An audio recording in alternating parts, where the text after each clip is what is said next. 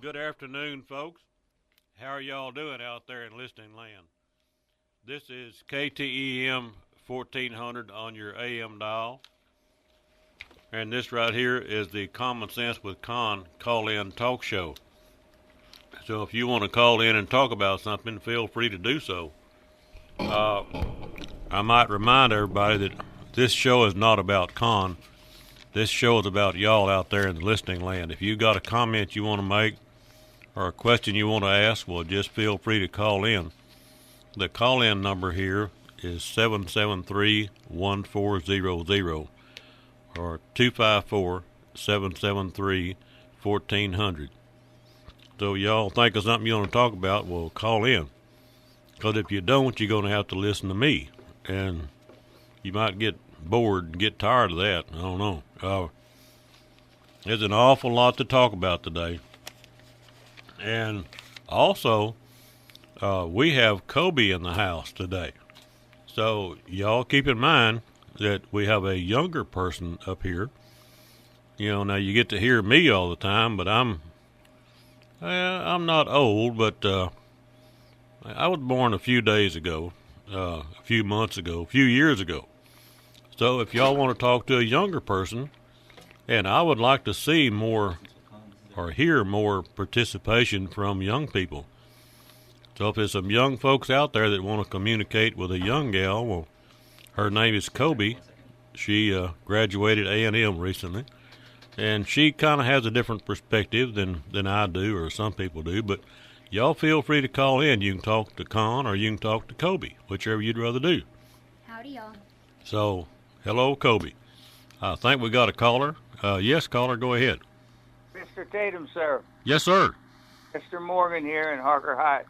Oh. I got to call in to thank you for something you did, I'm going to say 5 Sundays ago.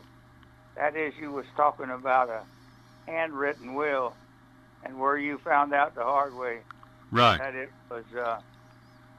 was not as good as you thought it was. Well, I, being 81 years old, I went straight to a lawyer because the wife and I did not and do not want to leave our children with any kind of debt or anything like that. So we went to a lawyer because of what you said, and we got us now. Our will was still good. However, I wrote it some 30 years ago, and I wrote it as a joint will because I'm not a legal beagle. Right. But I went ahead and got it done right. It cost me $1,200 to get this thing done right, and through a lawyer. But I just had to thank you for putting us on the right track, sir. Well, you know, I hope that this show can and will do that. I sincerely believe that the purpose for this show and my desire is to say something that influences other people. And like the thing about the will, see, I didn't know that you had to probate it in 4 years.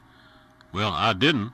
I thought if you had a will that was drawn up by a lawyer, notarized, witnessed, signed, everything, I thought if you had that in your safety deposit box that you were good to go. Well, you're not. Yeah. So I appreciate you for your comments there. It lets me know that sometimes what I say is not in vain. No, sir. I started listening, sir, to you when you first started. You talk a whole lot with Mr. Woolley. Right. Lynn Woolley. Right. And so the minute I heard that you had a talk show, I tuned in, and I've been tuned in every Saturday since. Well, I appreciate that. I almost know your wife's phone number. That's a joke there, but you put it out on the wire, you know. So I don't feel bad having your wife's phone number at my fingertips. You give her a holler. She's she would appreciate that, and I don't mind you calling my wife. Well, I had to make sure that my wife known for sure I'm calling the talk show's host's wife. Yeah, well, and you need to be sure and inform your wife, because if you think that will was expensive, them divorces cost a lot more money. So you. She's been married 60 years now, so I think she knows I got her for a keeper for sure. It sounds like it. Well, I've been married 57 years, and it has been a very, very good 57 years. So congratulations to your for your marriage. Likewise, sir. One more thing. Yeah, you see some. Don't feel bad. Don't feel bad about asking the wife to feed the chickens, slop the hogs, or milk the cows. There you go. She sends your tail out there to do it. Don't feel bad, because that's a whole bunch of us out here. Well, but when you tell your wife to go feed the cows and slop the hogs, do you get that? Yeah. That look that you talk like a crazy man look. Right. I'd rather run into an alien than get that look. There you go. All right, let me turn you loose, sir. Well, I appreciate your call. Thank you. God bless you and yours. Keep up the good work, and we are listening out here. Well, I sure do appreciate your call, because everybody needs a attaboy every now and then, because and I do appreciate your comments there, sir. And don't lose the phone number. I won't. I got it right in my phone. There you go. Keep up with it, and and take care of that good wife of yours. Okay, I sure appreciate calls like that, because sometimes people like me, we don't have any idea how much good we do. I try to. I have been so fortunate in my life to meet people that have said something that affected my life for the rest of my life. And I appreciate those comments that I still have in my mind. So my desire here is to say something that would help other people. Like the thing about the will. Not everybody knows that you have to probate that thing when you do. And so if I say something that helps other people, that's what I like to do. Yes, caller, go ahead. Yes, sir. I was just going to mention that last caller you had. He talks about talking about wills. Right.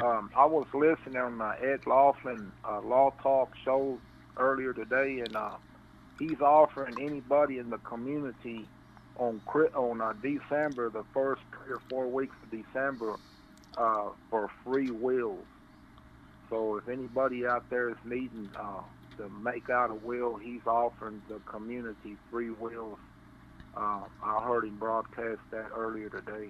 I just thought I'd just bring that up since that other guy talked about wills. Maybe somebody might need to put a will out and don't really have the funds to do it with. I enjoy listening to your show, Mr. Conn, and you have yourself a good day. Well, Thank you. Before you go now, I got a question for you. Ed was talking about DWIs today when you called in, and I am an awful lot like you in my thinking. So my question is, if you get drunk and take a gun and shoot your next door neighbor, that's murder. You go to jail for life or whatever. If you get drunk and get in your car and hit a lady with 4 kids and kill all of them, you get probated, sentenced, or fines, or whatever it is you get, but you don't get sentenced to prison for life. What's the difference? There is no difference, because it was all involved with the same thing, alcohol. The reason they call alcohol spirits, you ever heard of that word? They call it spirits. Right. Because, most likely, I don't know who came up with that, but they're absolutely right, because no matter what kind of demeanor somebody has, once they get them spirits in them, that you can see that they're not acting right or acting normal. They just start talking louder, laughing, wanting to fight with somebody. But that's why they call that a spirit. And when you obsess yourself to the most content with them spirits, and you do the wrong thing by getting in a vehicle or getting in an argument or a fight with somebody, well, you're just defeating the purpose, because you just have to own up to your own responsibilities. We all know what's right and what's wrong. And just like I told Mr. Laughlin earlier this morning, you know, people that get in these vehicles and they drink and drive, you know, that they don't realize, they might think that they're not that off on the deep end as far as functioning or whatever, but, you know, that they're really taking a big chance, because there's a lot of innocent families driving out there in their vehicles, and he can wipe out their whole family, you know, just by his stupidity by getting in that vehicle. And that's why I recommended somebody that has that kind of demeanor, they need to be put in prison for life, because if they just give them probation a year, well, they're going to go back to their same habit. If you just get them off the street, get them out of the way, and just get them away.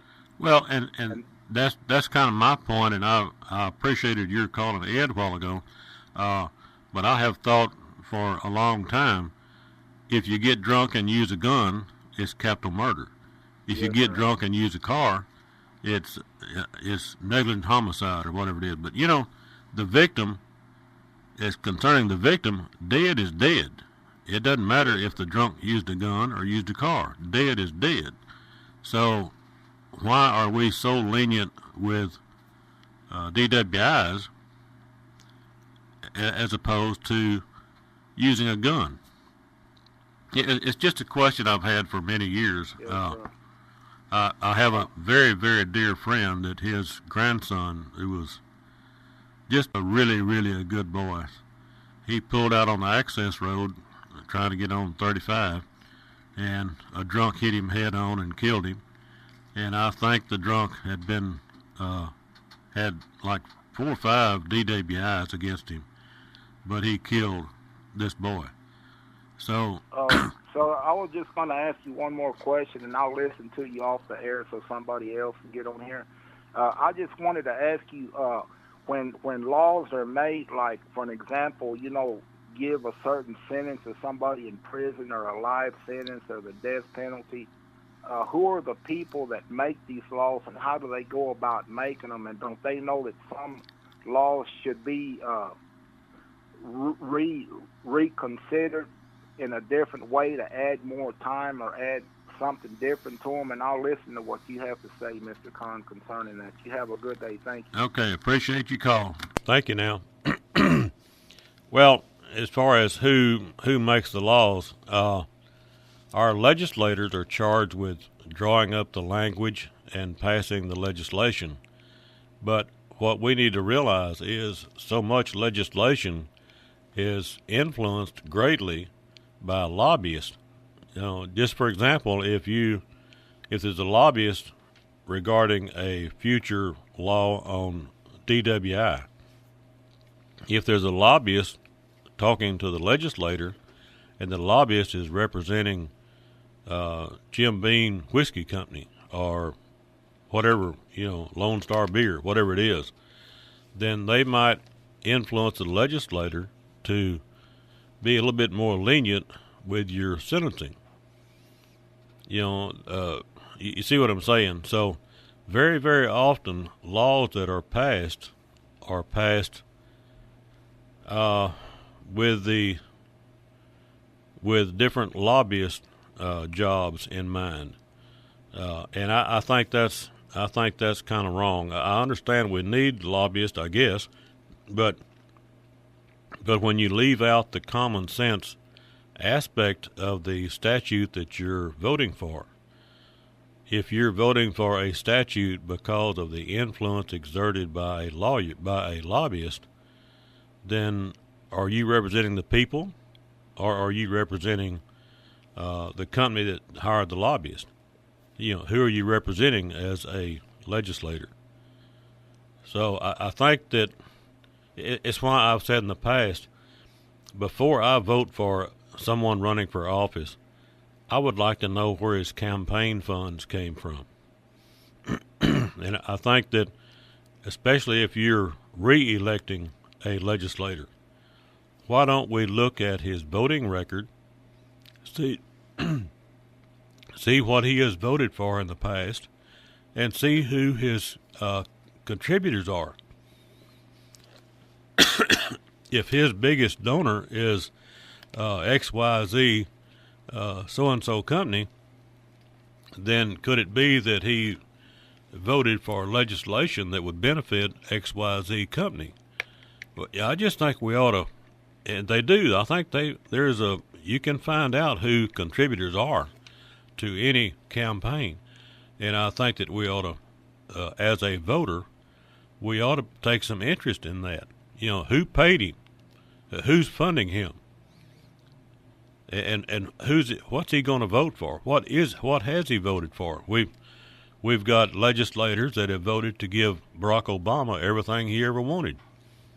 Well, does he represent the people of the state of Texas, or does he represent Barack Obama? And that's true whether he's a Republican or a Democrat or an independent. Let's look at what they voted for and who pays them to vote. So, anyway, y'all call in and tell me what you think. Well, you know, what you were saying is so interesting.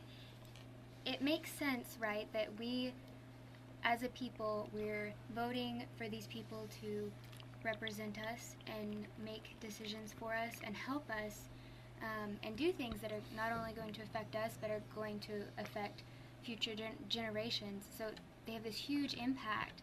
But like what you're saying, even though it's so common sense, so many of us are way too lazy to ever go to that much effort, you know, to look up voting records, to really find out what it is we're agreeing to. Yes, and you know, what are we voting for? Yes, caller, go ahead. How you doing? This is comments by Conn. This is Conn. Yeah, go ahead on. I would just like to get in this DWI. I think people on cell phones, they need to start getting pulled over, getting a lot of tickets. Okay, well, that is legislation, and I think you can't talk on a cell phone in a school zone. And Yeah.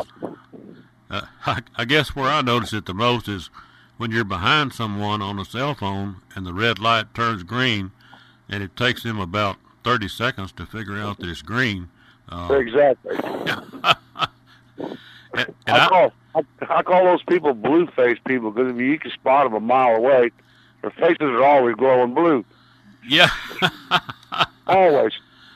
Well, recently I was on 485 between Hearn and Temple, and there's several bridges, not bridges, but just I guess they're just creek bridges or something. Anyway, the guardrail is right on the white line. You have no place to go. And I looked up, and here was a car fixing to be a head-on wreck, and it was me. And as the guy, he finally got it straightened out and got back on his side of the road. But like you say, he was trying to. I don't know what he was doing, but I saw his cell phone up there on by the top of the steering wheel. So when you see that, it makes it a lot more real to you what you're saying. And I watch them people. If they're next to me on the highway and I see that cell phone on the steering wheel, I kind of back off a little bit and keep an eye on them. Well, and I am guilty of that myself. I'll admit it right here. I talk on the cell phone a lot, and I talk on it when I'm driving, but I don't in a school zone, and I don't in a construction zone or in heavy traffic, because it is dangerous, no joke. You take your mind off of what you're doing for, a second, 2 seconds, 5 seconds. Yes, just on the radio a while ago that the average time to send a text message is 5 seconds. Yep. Well, a lot of head-on wrecks happen in a half a second. Yes, sir. You know, just Well, kind of. I just thought I'd throw it in there. I've been listening to you on the radio for a long time, and I appreciate you. Well, good. Just keep listening. And, no problem. We enjoy your comments. Okay, folks. I think we might have some sponsors to talk about here, which we need to. The good sponsors are who keeps this show on the air. So let's talk about them sponsors for a minute, Eric. Okay, here we are back on the air. If y'all can think of something you want to talk about, well, give me a call. The number here is 773-1400. That's 773-1400. We're talking about all kind of things this morning. There's an awful lot to talk about. So if you can think of something you want to holler about, well, give me a call. And I got somebody wanting to holler at me now. So, yes, caller, go ahead. Oh, I just wanted to make a quick comment. I think Ed Laughlin before was talking about if you got a will, normally a will they charge about $400 to $600 for a will. You get the second will for free. Oh, okay. He's not giving away free will. Yeah, I don't know very much about how to get them, but I have experienced the heartache of not probating it in 4 years. So, in fact, it cost me. I won't even talk about what it cost me, but they reached out and found some very distant relatives and gave them half of the estate. That was the district judge in Cameron that made that wise decision. So I'm just saying, y'all be aware of the fact that you got to probate that thing before the 4-year term. So. All right. Well, thanks for passing that on. Well, thank you for listening. Like I said before, I really enjoy passing on information that might help somebody somewhere. Just for example, the man that said the hardest thing in the world to find, Conn, is unbiased advice. I have used that statement in my life for the last 50 years. Not people don't realize that when you go down to the used car lot to ask the used car salesman what car you should buy, what do you expect him to say? So we need to understand that unbiased advice is very, very hard to get, and it's why we should seek unbiased advice, and we should strive to give unbiased advice. And that's sometimes not very easy to do, but it's important that we don't let our opinions and bias enter into advice that we give people. Anyway, on to something else. We got quite a bit to talk about. In the Austin American-Statesman, AC told me about this. I have not read it because I couldn't find the Austin American newspaper, but at any rate, apparently the LGBT revolutionary crowd, whatever you want to call them, they have decided that they want to campaign and help destroy capitalism. Why would the LBGT, whatever it is, why are they wanting to destroy capitalism and convert us to what? To communism? Is that what they prefer? How does communism benefit the LGBT community? I don't understand their thinking, but there is a growing number of causes out there that I cannot understand. I don't know where their thinking comes from. But in my opinion, it's certainly not common sense, and it's not logic, as Lynn Woolley says. I don't know what it is, but so many groups out there now seem to want to destroy America. They want to destroy traditional values. They want to destroy common sense, logic, Christian values. They want to destroy this Judeo-Christian society that we live in, that we call America. Why do you want to do that? It's like when Barack Obama first campaigned for the presidency. He made the statement, and I'm repeating his words. He said he wanted to fundamentally change America. In other words, from the foundation up, he wants to change America.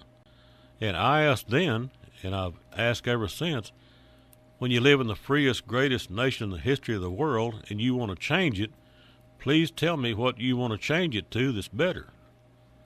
Would that be communism, socialism? What kind of ism do you want to change it to? I kind of like America like it is, and it has its faults, and I'm the first to admit that. Right now, all we can hear about is the slave days and racism and stuff like that.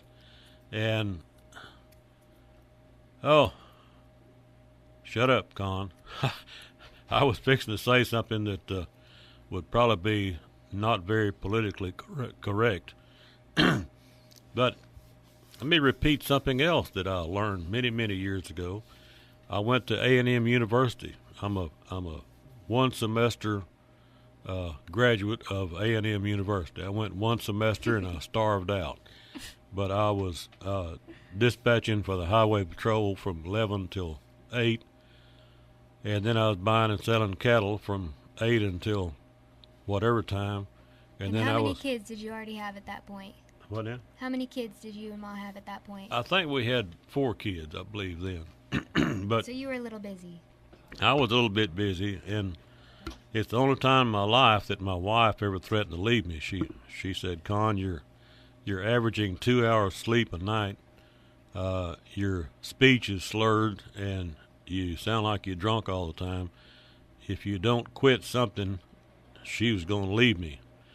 Said she didn't want to stay around and watch me kill myself. So anyway, I quit A&M, and I quit the job at the DPS, and I just went to buying and selling cattle and things like that. But anyway, so much for horror stories. I lived over it, and I don't regret doing it, and I'm not a victim because I did it. I did what I wanted to do. But at any rate, there's so much in life to learn,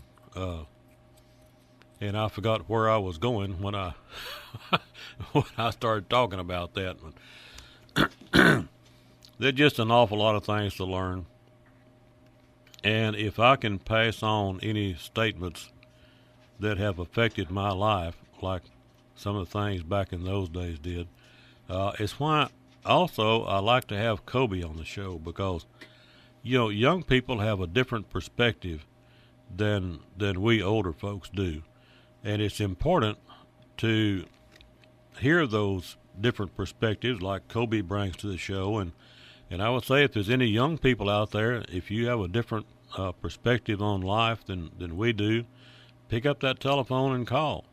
I would like to have young people listening and commenting. Yes, caller, go ahead. Hey, how you doing, Conn? This is Cal. Yeah, I'm wondering where you was at. How you doing? How you doing?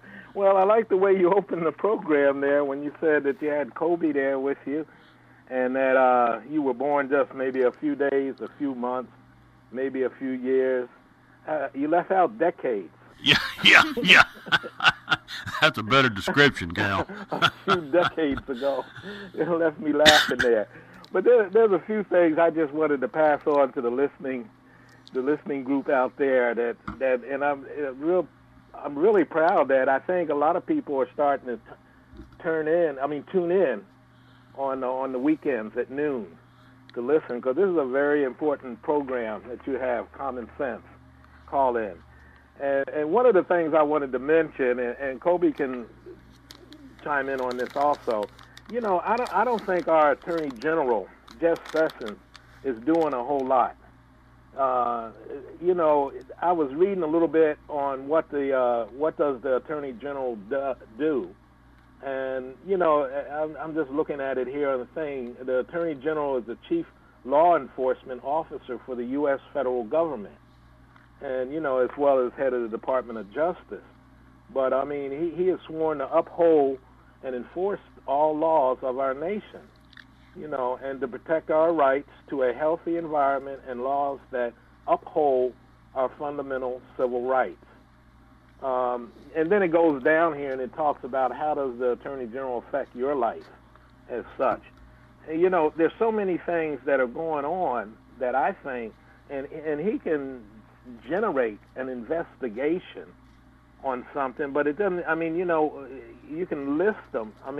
The Loretta Lynch and Bill Clinton meeting at the tarmac, that kind of thing. Well, just obvious things, Yeah, I was looking at Loretta Lynch. I just her background, and yeah, I guess she is a pretty smart woman, because she went to Harvard College, then Harvard University, and then Harvard Law School.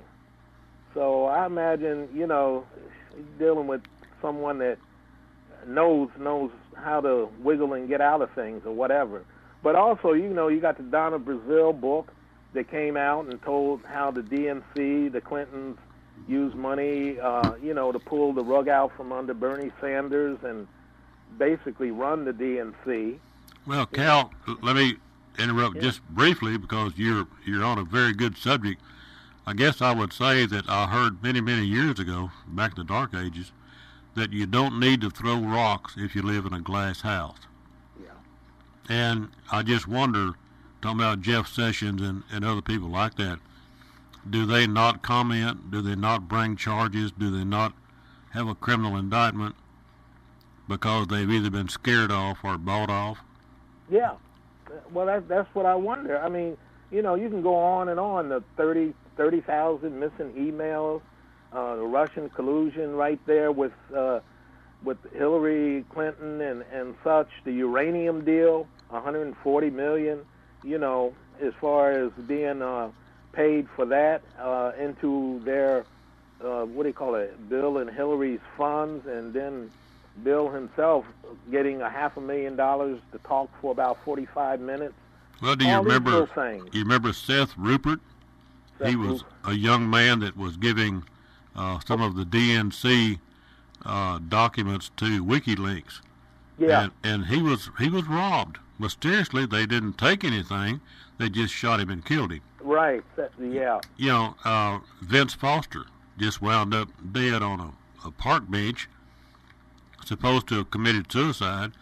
And if memory serves me right, the gun that he shot himself with was so many yards out there, away from the body. Now, do you normally throw a gun away after you shoot yourself in the head? I don't think so. And his desk was cleaned out the next morning before 9 o'clock.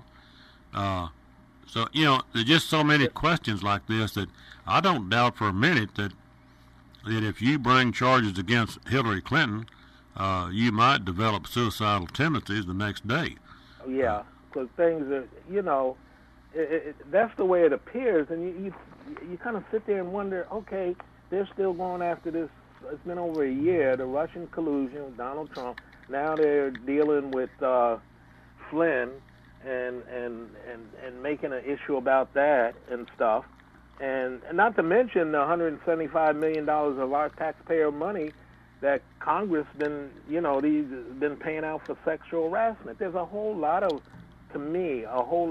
things that, I don't know, Jeff Sessions should be able to say, hey, we need to look into this. Yes, and you have to wonder why he's not. What's the reason? There are so many things there and stuff. The other issue I was looking at is this Tuesday, we'll see how this tax reform goes with President Trump when he sits down with Chuck Schumer, Pelosi, Mitch McConnell, and Paul Ryan. Because the one thing I don't understand about the left and the Democrats over there is that they always are criticizing, but they don't come up with any solutions. Right. That is what, it's like going in, taking a test. You get your test back and it's an F, but there's nothing marked on there what answers were correct. It's like, that's the way I kind of look at it. Well, you go up and say, why I got an F on this test? You bring up an excellent point, Cal. Someone said to me years ago, it's okay to have criticism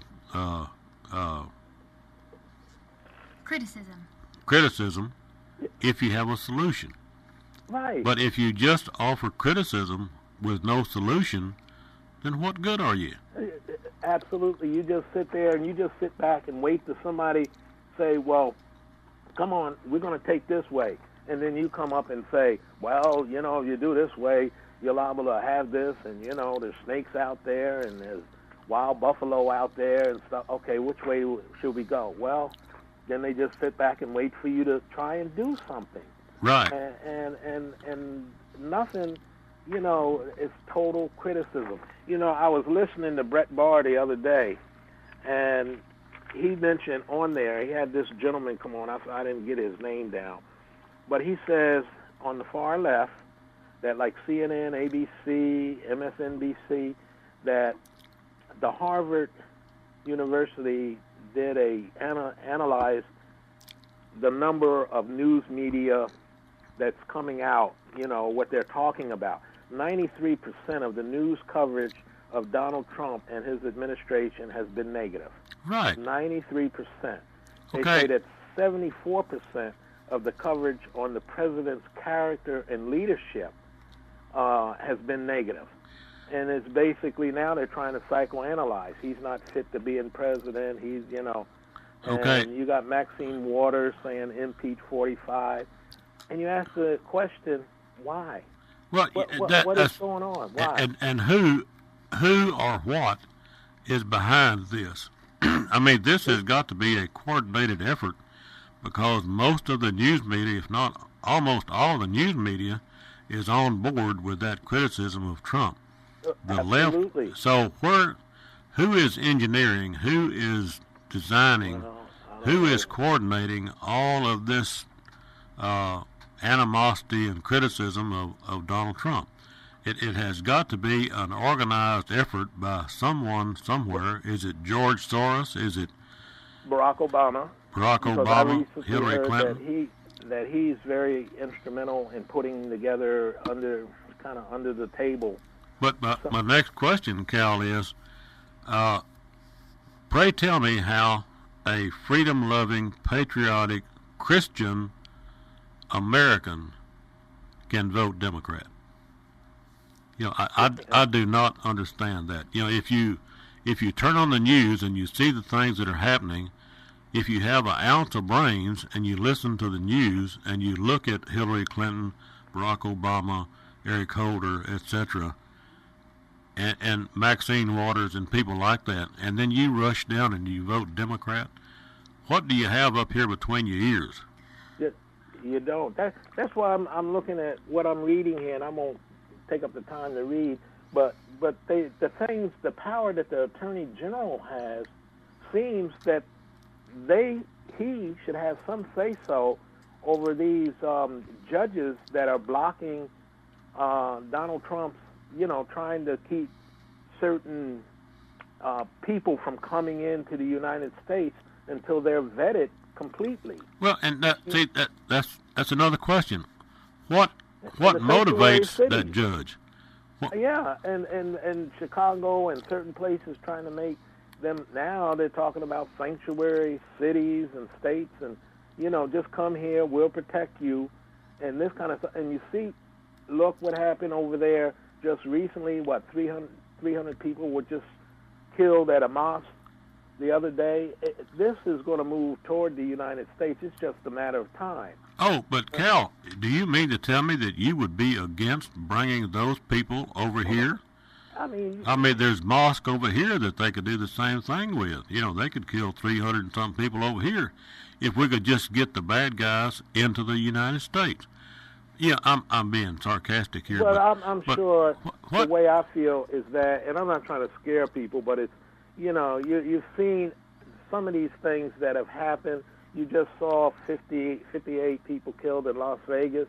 How was that able to be put together, yet they're still not giving us everything about it? And when there's something like that comes up, to me, it's like they're hiding something. Well, they are. They have to be. And what's the purpose of hiding it? In today's world, if a Muslim kills 3 people or 300 people, the last thing you're going to hear about that is that he was a Islamic radical. That's the last thing you're going to hear. It doesn't matter how many he killed or why he killed them. The last thing you're going to hear is any criticism of Islam. Why? It's in the news media. Another thing I was looking at here that I had, it just says that only about 25% of what is put on these far left news media, 1/4, about 25%, they talk about the politics and things, the things that are going on. Just 25%.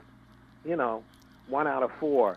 They'll talk a little bit and give a little bit about this and this and then, close up and go back to Donald Trump and his administration. Yeah, and the Russian collusion. And the Russian collusion and all like that. It's it doesn't make sense. And we really, the public out there, the citizens really need to kind of like take a look at this. Well, and use some common sense. And what they hear, a blurb on CNN, on MSNBC, yes, these people are being paid. And, it would be hard. Well, I'm retired. But it'd be hard for me to go on there and say, hey, I'll pay you $5,000. You talk about Donald Trump negative. But that happens. My conscience, it wouldn't, and I was just thinking the other day that some of these newscasters, like on CNN and MSNBC and ABC and CBS and all of them out there, I wouldn't be surprised if they have a psychologist that they go to, because they know that some of the stuff that they're coming out with is not true. And deep down, those TV stations are psychiatrists. But I keep asking the question, what motivates this? What is their goal? What road are we traveling, and where does it end? And, not too long ago we were talking about communism, and you got on your thing there and you read the 10. Well, a lot of those things that was the goal of the Communist Party has already come true, and more of it's coming. And like the LGBT crowd that wants to destroy capitalism, and the American Revolutionary Communist Party, or whatever.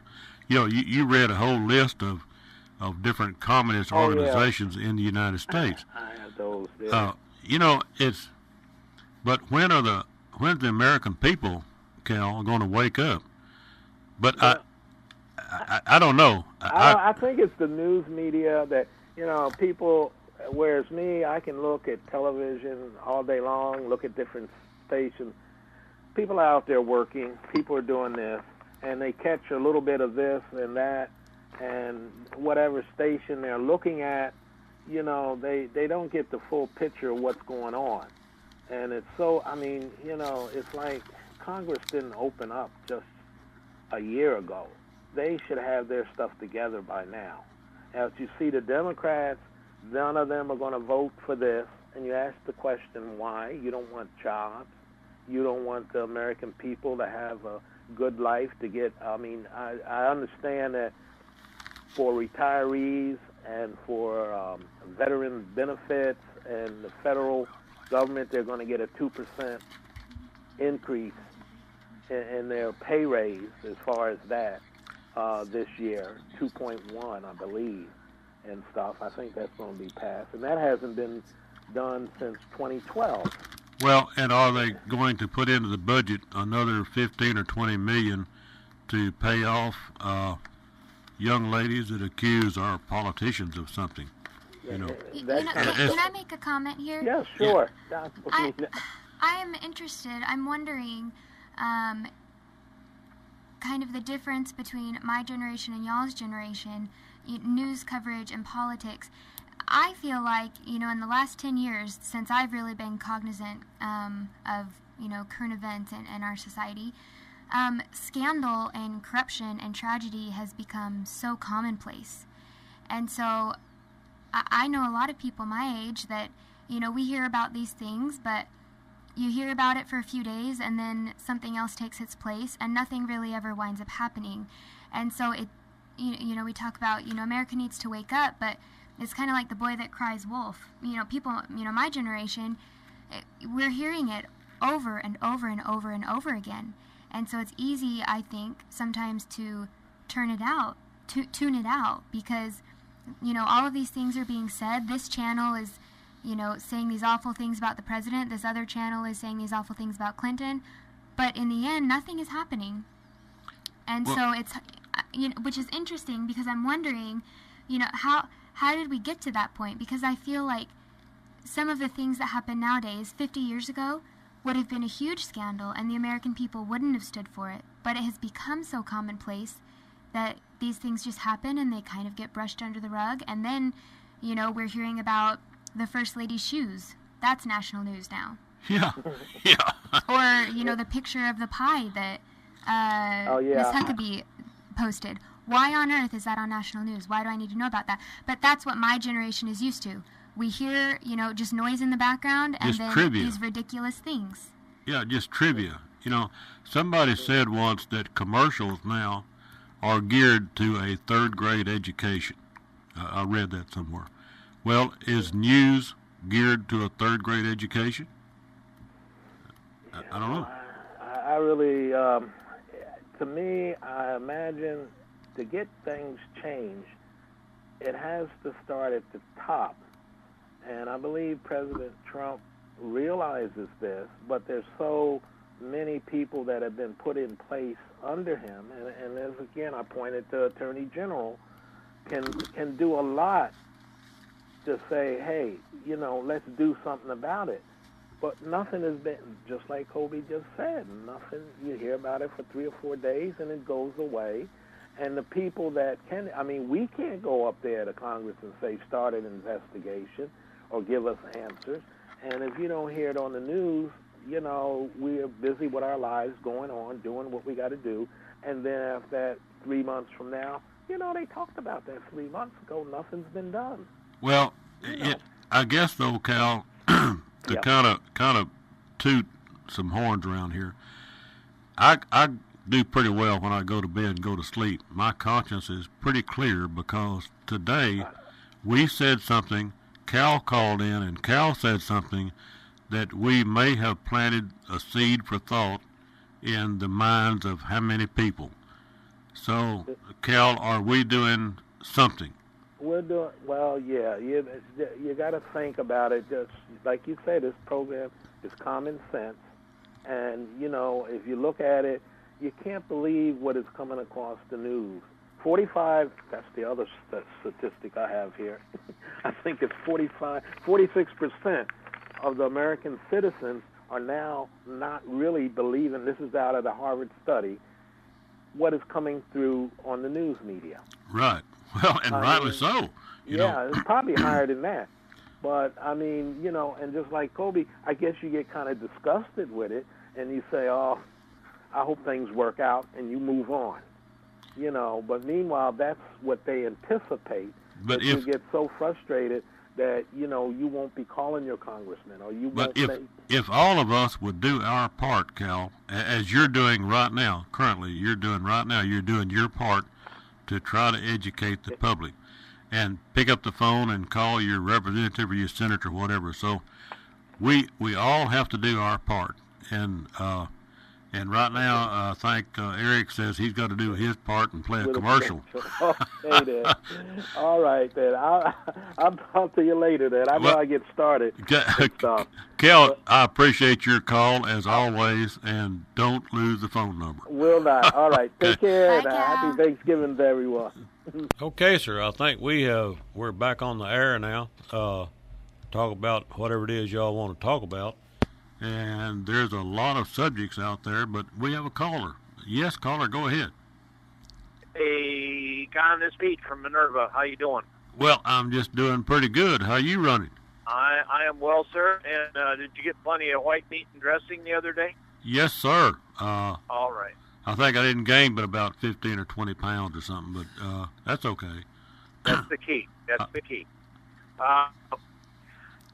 Something I wanted to mention, and I'd like to hear folks' feedback on, is an absolutely brilliant statement that Chucky Schumer made the day after the president was elected.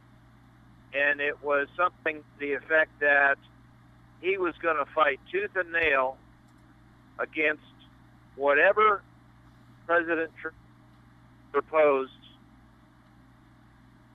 without saying anything about whether or not it would be good for the country. And it just seems as though there's so much of this animosity toward anything that might be good for the country, no matter who proposes it, the other party's going to be against it. Well, and I keep asking the question, what is their goal? What do they want to achieve? What does Schumer, whatever his name is, Schumer, yeah. What is his end goal? What does he want to do? Because if Donald Trump did something that would help Israel, he would vote against it. I don't understand people like Schumer that, I would think that he would be supportive of Israel, something that would support his people, but he's not. Yeah. So it just seems, why are they there if they don't want to do any good for the country? All they want to do is do good for themselves, and I think he gives very little. Well, I think he and some of the other higher ups like Pelosi and that lady out on the West Coast that wants to impeach the president, they're just there to satisfy the wants of their rich crony donors, not their general constituents. Well, and even, and I think you're right, but it brings another question. Why does someone like the guy that invented Facebook, he is very, very critical of this country, and this country made him a multi-billionaire with a B. Why is he so critical of America when he just received a $10 billion benefit from being in America? Explain that for me. What's up here between his ears that makes him think that way? What is there that makes someone want to try to destroy America when he has benefited so much from America? I guess we lost him. I think we lost you, caller. I'm sorry about that. You may call back in. But the caller brings up some of the questions that we're asking here on this show. What motivates George Soros to try to destroy America? What causes him to give Black Lives Matter $100 million? Why? Why is that? What motivates people to follow the example and admonition of Saul Alinsky? You'll read something about what Saul Alinsky was.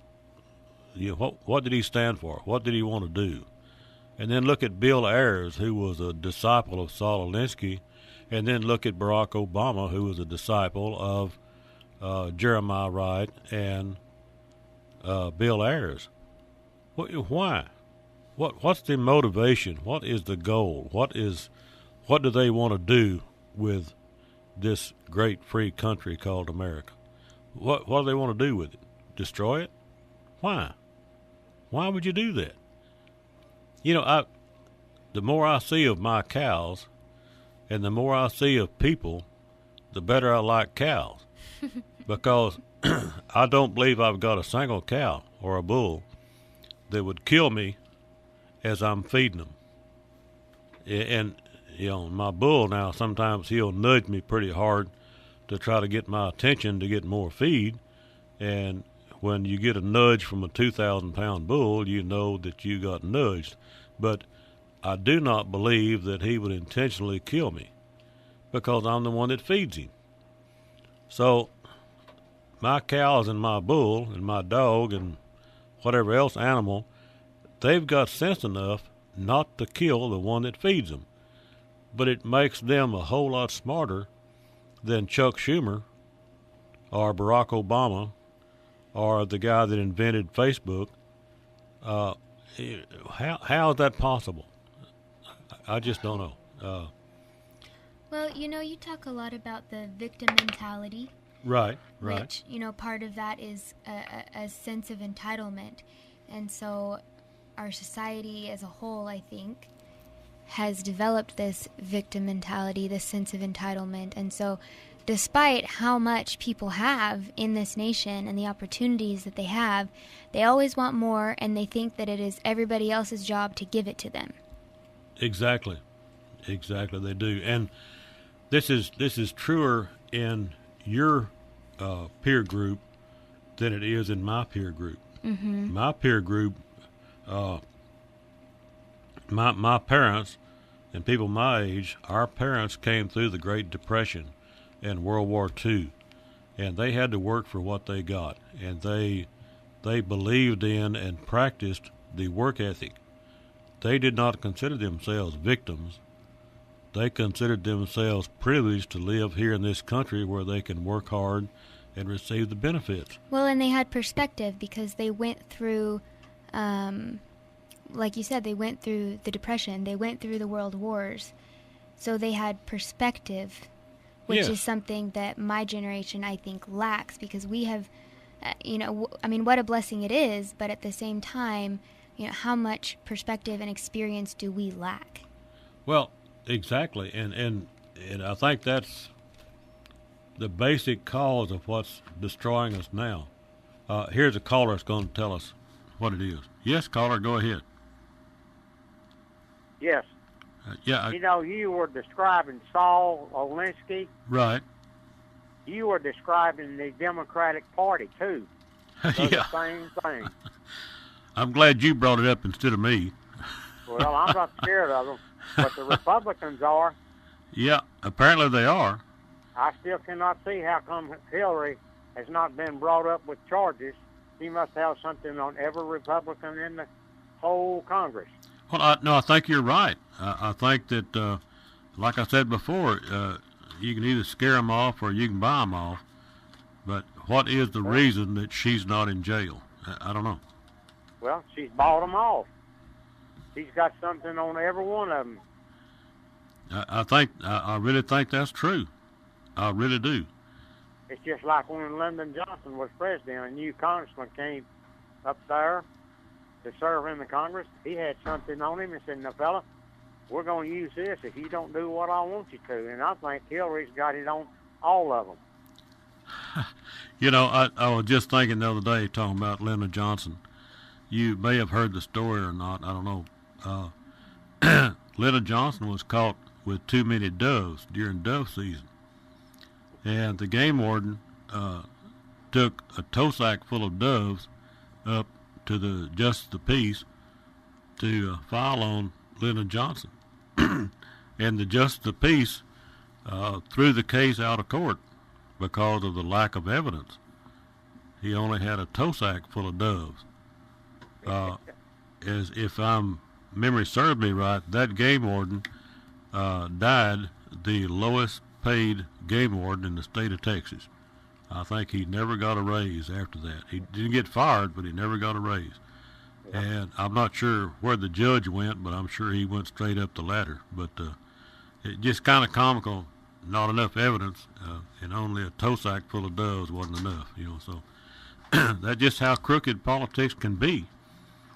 Well, all the Congress, Republicans, Democrats, need to be thrown out at once, and start with some people that have got out and worked like Mr. Trump has. Yes. Well, He's made money. Well, he brings to the office what? He brings experience. And I have said, I'm not trying to toot my horn, but I believe that common sense is a product of experience. And I really believe that Donald Trump has a lot of common sense because of what he has done in life. He has built things, he's hired labor, he's paid off labor, he's made mistakes, and and been successful. So that experience has caused him to have some common sense that Barack Obama, I'll pick on him. What experience did he have? Making money. He was a community organizer. That was his experience. That's right. That's right. How many buildings did he build? How many problems has he ever solved? What did he do? I'll tell you about Barack Obama. He's made a bunch of problems, and he has got this country down to nothing. He should be in jail, too. I truly believe that the worst enemy this country has ever faced has not been the Russians or the ISIS, or I think the worst enemy this country has ever faced was one Barack Hussein Obama. That's right. I thought Jimmy Carter was bad, but Jimmy Carter didn't hold a lie. No. Yeah, Jimmy Carter was a saint compared to Barack Obama. That's right. Because whatever else Jimmy Carter was, I don't believe that he intended to totally destroy this country. And I believe that Obama did. Yes, he did. Yes, he did. And we, not me included, but I mean, I'm a United States citizen, but we elected him twice. Okay, and why? What qualification did Barack Obama have besides being black? Was he elected because of skin color, or because of experience and knowledge and patriotism? Why was he elected? Well, he was elected because of skin color, and there was a bunch of white people that was in love with him too. Well, I'll never forget, the reason I bring this up, when Hillary was running for the nomination during the primary, somebody called in the Lynn Woolley show, and I was listening to Lynn Woolley, as I do just about every day, and this caller called in and said, "I'm going to vote for Hillary." And Lynn apparently knew the guy, and he said, "Well, why would you vote for Hillary?"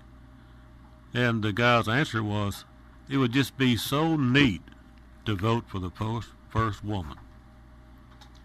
Well, what kind of reason is that? Was it so neat to say, "Well, I voted for the first black man"? That's right.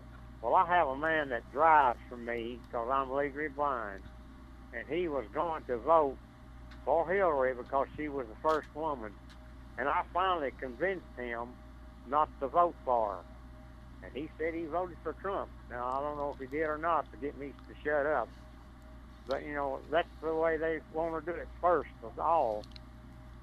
Well, see, my point is, what does skin color have to do with anything?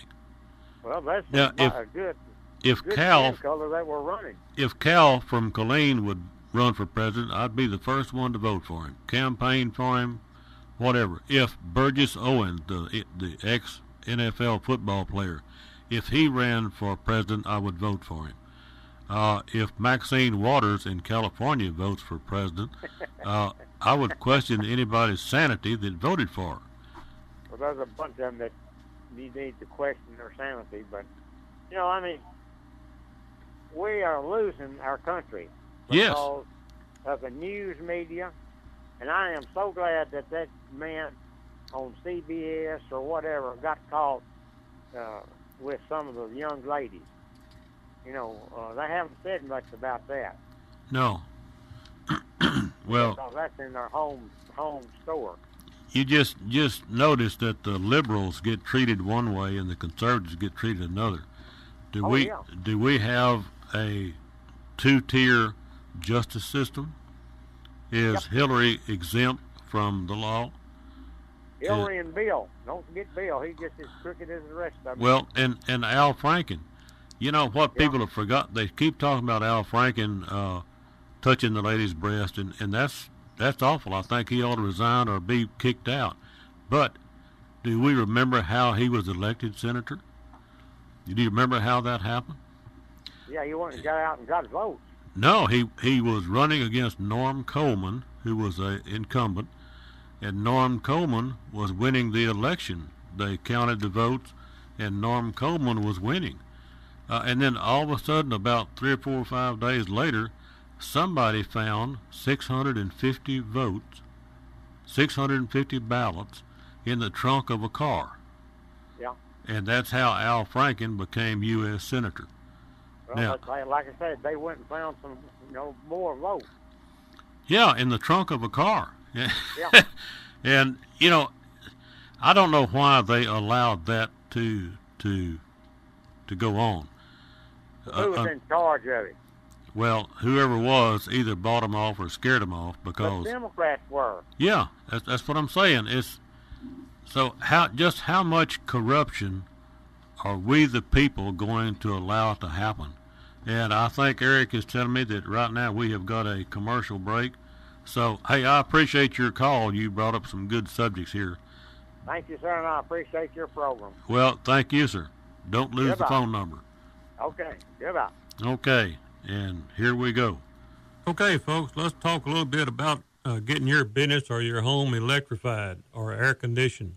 Dean Electric and Air Conditioning are an experienced business serving the greater Austin, Killeen area with professional, top-quality electrical services, including electrical construction, electrical service upgrades, and home wiring. The AC side of their company services many brands of air conditioning as well as providing total new installations.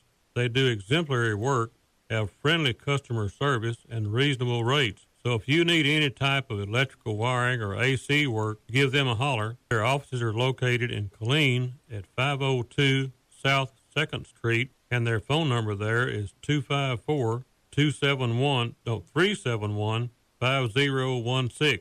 That's 254-371-5016. If you're in Williamson County or Travis County, you can call them at 512-694-3440.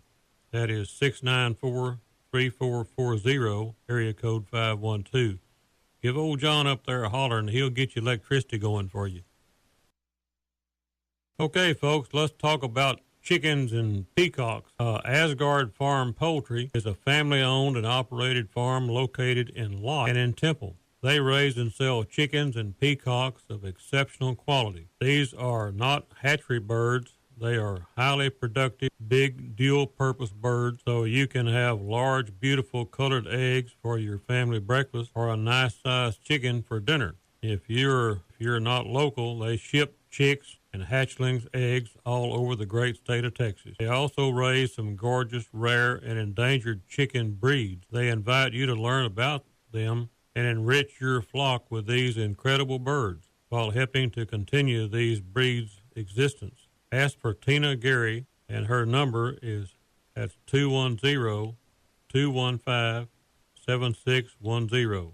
Don't let the 210 throw you off because they've been here for about 12 years in this area. Okay, their website is www.asgard, that's SZGARD, farmpoultry.com. And, of course, they're on Facebook. Their email is chickenmath@asgardfarmpoultry.com. Give them a holler. Okay, folks, Academy Paint and Body. That's owned and operated by some very patriotic people that are strong supporters of this show. Now, I say that because I go in there and visit with them for a minute, and they say, let me get a checkbook. They offer a full and complete paint and body shop with free estimates and 45 years of combined experience. They know how to fix your car. They offer roadside assistance 24/7, emergency service, including towing. You know, should that dadgum deer run out in front of you and you hit them at midnight or whatever, maybe your teenager gets in a jam or whatever at work, they offer roadside assistance, tire changes, even car lockouts. But lock out your keys in the car, well, give them a holler and they'll come out there and help you. They got a wrecker. Whatever the problem is with your vehicle, they'll work hard to help ease the frustration. Get your vehicle repaired and back on the road. Give RC and Lance a holler at Academy Paint and Body. Their phone number out there is 982-0047. That's 254-982-0047. Now, they're located at 20020 North Highway 95. That's in Little River Academy. So give them a holler, and they'll get your car fixed up.